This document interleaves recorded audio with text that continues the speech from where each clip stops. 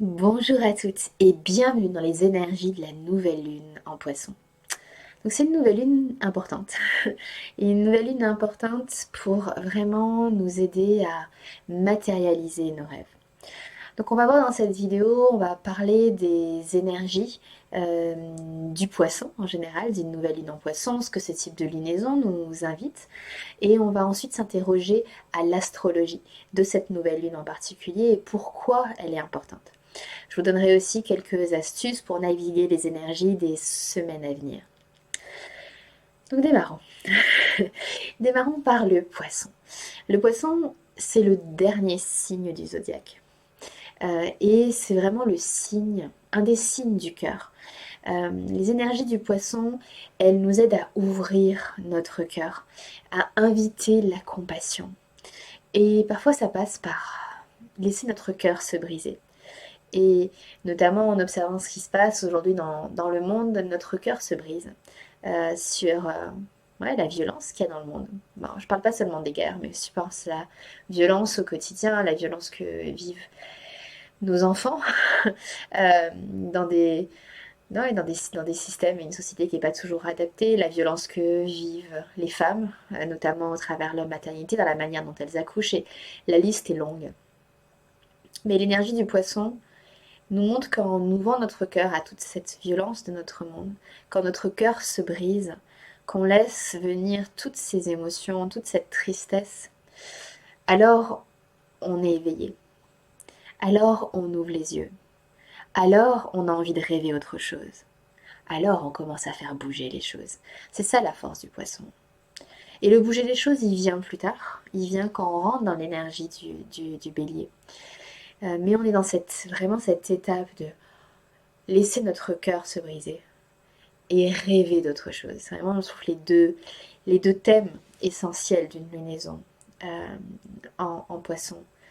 Et j'ai beaucoup parlé de notre cœur qui se brise, mais je voudrais revenir sur le rêve. C'est vraiment dans quel monde on a envie de vivre, dans quelle vie on a envie de vivre, quel type de relation, euh, notre travail, tous les aspects de notre vie, de quoi on rêve vraiment. Et quand on devient adulte, on a trop tendance à arrêter de rêver. Euh, et bien sûr qu'on arrête de rêver avec tout ce qu'on nous a dit dans l'enfance. Mais t'es un rêveur, mais arrête, remets les pieds sur terre, redescends les pieds sur terre. Tu vas être déçu si tu rêves dans tes rêves. Donc on a reçu toutes ces injonctions qui nous invitent d'arrêter de rêver. Mais c'est une erreur. Parce on a besoin de vraiment rêver, se laisser porter par nos rêves pour vraiment créer une vie différente et un monde meilleur. Donc c'est cette invitation que nous fait le poisson. Euh, et comme je le disais tout à l'heure, le poisson, c'est le dernier signe des 12 signes du zodiaque. Donc c'est aussi un temps de lâcher prise, de ouais, mettre une fin de ce chapitre de 12 mois d'évolution. Et j'en parle dans mon livre le cahier d'astrologie, d'astro-yoga, pour celles qui l'ont ou qui ont envie de le découvrir. Vous avez dans le livre tout un chapitre d'évolution personnelle, de développement personnel au rythme des cycles lunaires. Donc là, on est vraiment au bout du chemin. Avant de recommencer, parce que la vie est un éternel recommencement. Et donc c'est le dernier chapitre où on se dit, ok, j'ai appris tout ça. J'ai appris de moi avec moi, j'ai appris dans mes relations avec l'autre, j'ai appris à être dans le monde. Et je suis au bout de ce chemin. Et qu'est-ce que j'ai appris et sur quoi j'ai besoin de vraiment lâcher, me libérer, me délester de ce qui appartient au passé et n'a plus lieu d'être. Dernière chose que je dirais sur le poisson, c'est que c'est le signe de la mystique.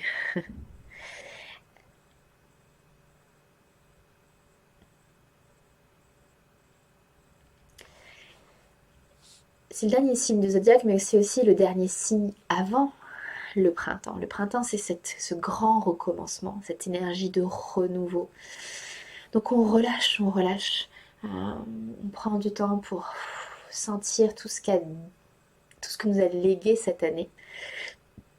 Et relâcher, relâcher avant d'accueillir ce nouvel élan. au printemps, cette nouvelle vie. Dernière chose que je dirais sur le poisson, c'est l'énergie mystique qu'a le poisson.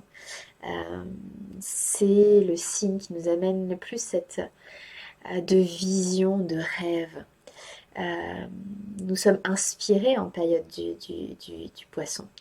Et c'est pas juste rêvasser pour rêvasser, comme je disais tout à l'heure, c'est comment on se laisse informer par notre imagination, par nos rêves, pour créer une plus grande réalité.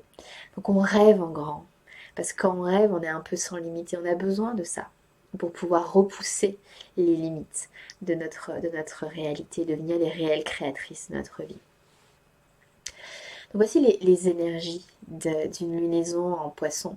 Et ceux d'entre vous qui êtes poissons, vous allez retrouver certaines choses qui sont très vives en nous, mais l'opportunité que nous donnent ces cycles lunaires, c'est, même si on n'a pas de poisson dans notre carte du ciel, c'est de pouvoir vraiment nous baigner et inviter toutes les énergies dont on a besoin du poisson dans notre vie. Donc observons maintenant ce qui se passe dans l'astrologie de cette nouvelle lune 2024. Pour moi, cette nouvelle lune, elle invite le rêve. À la fois le rêve complètement libre, sans inhibition, mais elle nous demande aussi de manière très pragmatique de comment on va ancrer ça dans la réalité. Il ne s'agit pas de juste d'être là-haut. C'est les rêves qu'on va ancrer dans la réalité. Donc on a Poisson les rêveurs. On a juste à côté Saturne qui nous demande de travailler dur, d'inscrire dans la matière, d'être rationnel, pragmatique. De l'autre côté, de la nouvelle lune, donc nouvelle lune au milieu Poisson, Saturne. De l'autre côté, nous avons Neptune. Neptune, il est magnifiquement délusionné. Il adore, c'est le maître de l'illusion. Donc il nous aide à rêver encore plus grand, encore plus waouh. Et au milieu de tout ça, on a aussi Jupiter qui vient soutenir en disant ok, les rêves qu'on est en train de faire, ils vont nous aider à nous développer, à créer cette croissance personnelle, cette croissance du collectif. Et encore plus proche, on a Uranus, le révolutionnaire, qui nous dit ok, il est temps de changer. Et même si on n'est pas prêt, ça va changer. il y a les éclipses qui arrivent. Je vous en parlerai après, ça va changer. Donc on a tout ça. Et l'invitation globale, c'est de prendre au sérieux nos rêves les plus fous. De les prendre réellement au sérieux, parce qu'ils peuvent devenir réalité.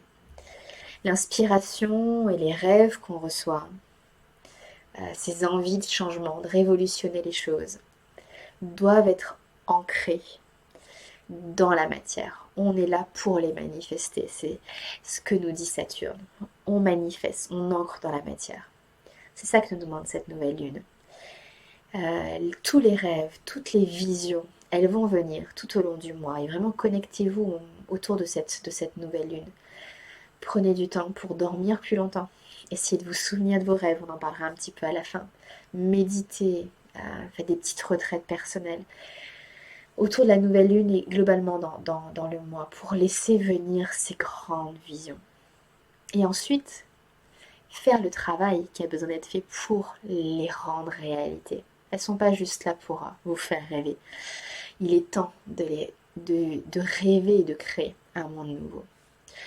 Donc vous voyez à quel point c'est important ce message de cette nouvelle lune. Et elle a cette énergie aussi d'éveil. Juste le samedi, le jour avant la nouvelle lune, on a Mars et Uranus qui sont dans un carré. Et ça, c'est un éveil. C'est presque, ça nous secoue. Allez, on se réveille. On sort de nos schémas, on se réveille. Ouvre les yeux. Ouvre les yeux, nous dit cette nouvelle lune.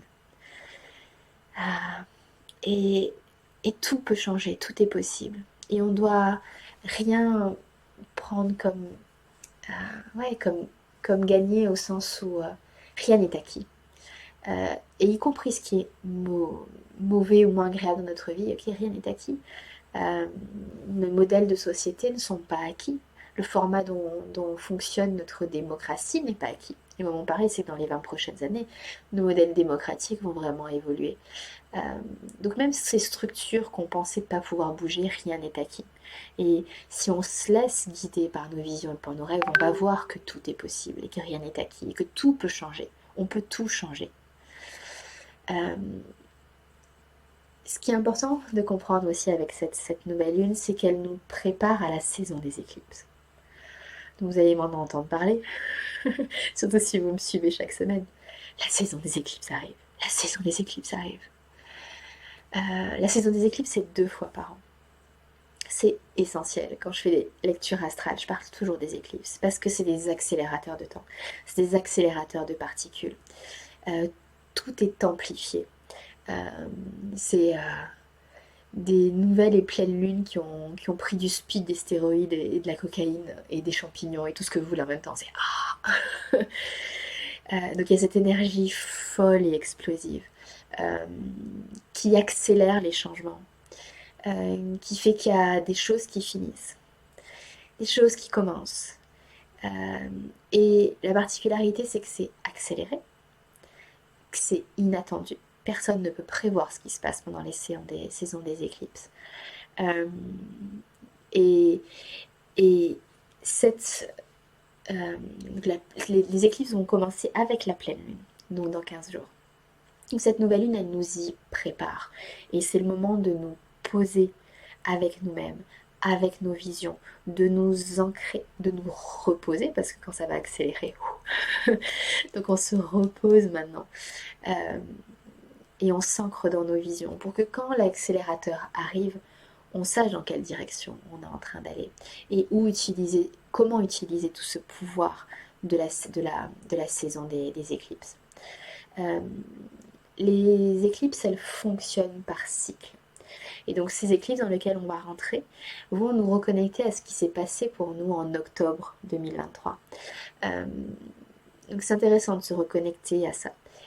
Et elles vont à nouveau ouvrir un nouveau chapitre sur ce qui a été euh, présent pour nous en octobre.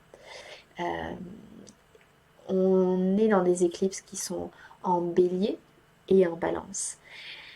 Donc bélier, certainement ce qui nous amène, c'est une énergie un peu guerrière, les guerres qu'on voit en ce moment dans le monde. Et la balance, c'est l'énergie de la justice. Est-ce que c'est juste? Donc on peut avoir des changements, je pense, dans la société autour de ces sujets de justice, de réels changements qui amènent davantage de justice, de défaire, euh, démanteler les pouvoirs, le pouvoir et les volontés individuelles qui créent ces grands déséquilibres. Et quand vous m'entendez, vous voyez comment ça peut se jouer dans notre société. Euh, mais dans notre vie personnelle, à chacune, c'est vraiment se dire, ok, quelle est ma volonté, mes envies, là où je veux utiliser mon pouvoir personnel. Et de l'autre côté, euh, est-ce que c'est équilibré avec les besoins des autres? Et on a tous des équilibres différents. Donc est-ce que je m'oublie complètement au bénéfice des autres? Euh, Est-ce que je ne pense pas suffisamment à l'autre? Donc c'est on a ces thèmes qui vont ressortir. Et en fonction de où sont les signes du bélier et de la balance dans votre carte du ciel, ce thème-là vont ressortir de manière différente. Et pour celles qui sont à mes côtés dans mon programme Le Cercle, vous apprenez à lire votre astrologie personnelle. Et celles qui ont envie de rejoindre le cercle, c'est encore possible. Vous pouvez me faire un petit message en dessous, je vous en parlerai.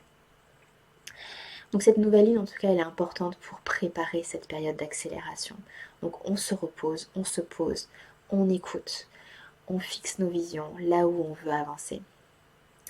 Dernière chose que je dirais sur les énergies de cette nouvelle lune, c'est qu'on a des grandes, grandes, grandes énergies de guérison en ce moment. Donc on a Chiron qui est dans une rencontre avec le nœud nord, et avec cette nouvelle lune on marque vraiment la fin de cette influence là, mais on la sent encore. Et on a la nouvelle lune qui est en conjonction, donc qui touche une astéroïde qu'on appelle Aegea, qui est la déesse de la guérison. Donc là on est vraiment dans une phase de grande guérison personnelle, et on peut le vivre de manière différente. Il y en a pour qui c'est en train d'aller les chercher profondément, il y a des blessure originelle qui est en train de se réouvrir. C'est difficile d'y faire face. Mais Aegea, dans cette nouvelle lune, elle nous montre que le poison, donc ce qui est difficile, c'est notre guérison. Le poison, c'est notre médicament. Et comment on peut transmuter ces émotions négatives, ces expériences négatives, ces énergies qui nous habitent, tout ce qui vient du passé, qui nous a blessés, comment on peut le transmuter en élixir de guérison euh, pour vraiment devenir cette nouvelle version de vous-même dont je vous parlerai souvent. Euh, donc ça expose, ça met en lumière nos schémas émotionnels profonds, nos blessures profondes, les douleurs du passé, pour qu'on transforme ça en nectar, pour qu'on les transmute. Donc vous voyez à quel point c'est une nouvelle lune importante. Donc on rêve en grand. On laisse notre cœur d'abord se briser de ce qu'on voit dans notre monde, de ce qui nous fait de la peine dans notre vie. On laisse ressortir nos vieux schémas émotionnels, nos douleurs, pour pouvoir rêver de quelque chose de nouveau, une vie où on n'est pas sous l'emprise de nos douleurs émotionnelles, une vie où il n'y a pas autant de violence autour de nous et dans la société. Et on rêve en grand. Et on ne fait pas seulement que rêver, parce qu'on va inviter nos rêves à s'ancrer dans la matière, en se détachant de tout ce qu'on pense possible aujourd'hui, en voyant les choses en grand. On ancre cette vision pour pouvoir la passer dans le tunnel de l'accélération des éclipses qui vont arriver. Donc voilà ce qui nous attend. Quelques conseils pour les semaines à venir. Donc on va rentrer dans la saison des éclipses et c'est vraiment important de vous créer beaucoup d'espace, d'alléger votre agenda autant que vous pouvez pour absorber tout ce qui va se passer parce qu'il y aura de l'imprévu, il y a des choses qui vont pas se passer exactement comme prévu. Donc c'est important de se créer de l'espace pour pouvoir digérer, naviguer ces énergies-là. Donc du repos avant, du repos pendant, pour intégrer. Si la vie vous bascule dans une direction que vous n'avez pas du tout imaginée, si c'est inconfortable, si c'est irritant, de se souvenir que les éclipses, même si elles nous bousculent, elles ont cette bienveillance et que c'est aussi une recalibration. Et parfois, quand on est dedans, on a du mal à voir pourquoi c'est une bonne chose. Et donc, mon invitation pour vous, c'est de vraiment faire confiance que ce qui se passe est juste et que c'est en train de vous amener dans une direction que vous n'avez pas imaginée. Parce qu'on n'est pas les meilleures personnes pour savoir ce qui est le meilleur pour nous. Donc, on fait confiance qu'on est guidé par une puissance bienveillante. Une autre recommandation, c'est de vous connecter à vos rêves. Donc si vous n'en avez pas déjà un, je vous invite à créer un journal des rêves. En allant vous coucher le soir, de poser l'intention de vous souvenir de vos rêves, si vous en souvenez pas facilement ou pas toujours. Et vous pouvez même planter des graines avant de vous coucher. Si vous posez des questions, s'il y a des thématiques qui sont vivantes dans votre vie, que vous voulez que vos rêves les explorent. Et la première chose que vous faites en vous réveillant le matin, c'est prendre votre carnet et commencer à écrire ou à dessiner des images dont vous vous souvenez. Et ce qui est assez intéressant quand on fait ça, c'est que quand on commence à poser le stylo sur le papier, il y a d'autres choses qui se révèlent de nos rêves. Et quand on écrit comme ça, on ne cherche pas à trouver du sens. Et même quand on regarde son rêve, une fois qu'on a fini d'écrire, on ne cherche pas forcément tout de suite à trouver du sens. Le sens, il vient parfois après. Et les symboles, on les comprend parfois un petit peu après. L'idée vraiment de ce cycle lunaire, c'est de vous connecter à vos rêves et faire confiance que vous avez en votre capacité la possibilité de décrypter ce qu'ils ont à vous dire. Et vous pouvez à la pleine lune, par exemple, relire un peu tout ce qui est ressorti de vos rêves et commencer à voir si c'est des messages que vous arrivez à décrypter. Autre chose que vous pouvez faire dans ce cycle lunaire en poisson, c'est de vous connecter aux synchronicités. C'est Carl Jung qui disait qui a fait ce travail sur la synchronicité, qui dit que les synchronicités, c'est des messages. Et de voir à chaque fois que vous voyez une synchronicité dans votre vie, dire tiens, quel message ça va me donner? C'est quoi le cadeau? Dans quelle direction ça me guide? Donc voilà, quelques pratiques pour vous, pour ce mois. Et vraiment prioriser votre guérison personnelle. Surtout cette première quinzaine. C'est vraiment ça l'essentiel, et de faire confiance que une fois que ça sera fait, tout s'ouvrira. Donc rêver, rêver, rêver, rêver, rêver en grand. Matérialiser les rêves pour que vraiment ensemble on construise un monde meilleur pour nous et pour les générations futures. Je vous souhaite à tout un magnifique, magnifique cycle lunaire et je vous retrouve de l'autre côté de la saison des éclipses. La prochaine nouvelle lune sera notre deuxième éclipse, donc on pourra reparler de tout ça. Et n'hésitez pas à poster en commentaire ce qui est vivant, vibrant pour vous, ou toute question que vous aurez. À très vite, à la lueur de la lune.